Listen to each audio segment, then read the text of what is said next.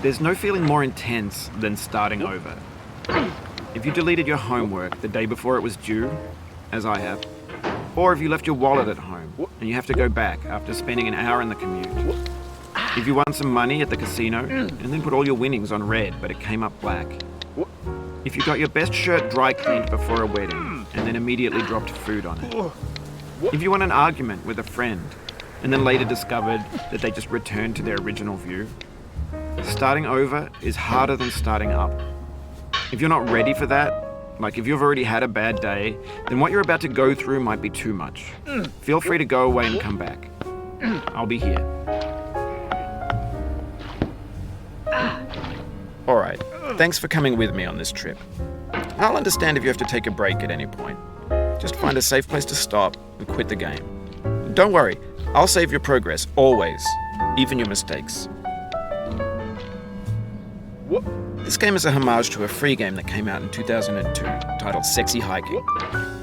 The author of that game was Jazuo, a mysterious Czech designer who was known at the time as the father of B games. And B games are rough assemblages of found objects. Designers slap them together very quickly and freely, and they're often too rough and unfriendly to gain much of a following. They're built more for the joy of building them than as polished products. In a certain way, Sexy Hiking is the perfect embodiment of a B game. It's built almost entirely out of found and recycled parts, and it's one of the most unusual and unfriendly games of its time. In it, your task is simply to drag yourself up a mountain with a hammer. And that act of climbing, in the digital world or in real life, has certain essential properties that give the game its flavor. No amount of forward progress is guaranteed. Some cliffs are too sheer or too slippery.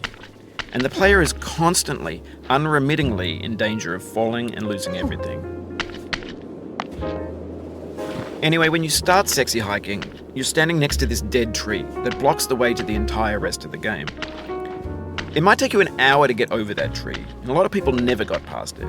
You prod and you poke at it, exploring the limits of your reach and your strength, trying to find a way up and over.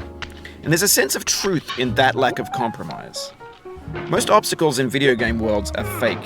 You can be completely confident in your ability to get through them once you have the correct method or the correct equipment or just by spending enough time. In that sense, every pixelated obstacle in Sexy Hiking is real. The obstacles in Sexy Hiking are unyielding, and that makes the game uniquely frustrating. But I'm not sure Jazuo intended to make a frustrating game. The frustration is just essential to the act of climbing, and it's authentic to the process of building a game about climbing. A funny thing happened to me as I was building this mountain. I'd have an idea for a new obstacle, and I'd build it, test it, and it would usually turn out to be unreasonably hard. But I couldn't bring myself to make it easier. It already felt like my inability to get past the new obstacle was my fault as a player rather than as a builder. Imaginary mountains build themselves from our efforts to climb them, and it's our repeated attempts to reach the summit that turns those mountains into something real. When you're building a video game world, you're building with ideas, and that can be like working with quickset cement. You mold your ideas into a certain shape that can be played with, and in the process of playing with them, they begin to harden and set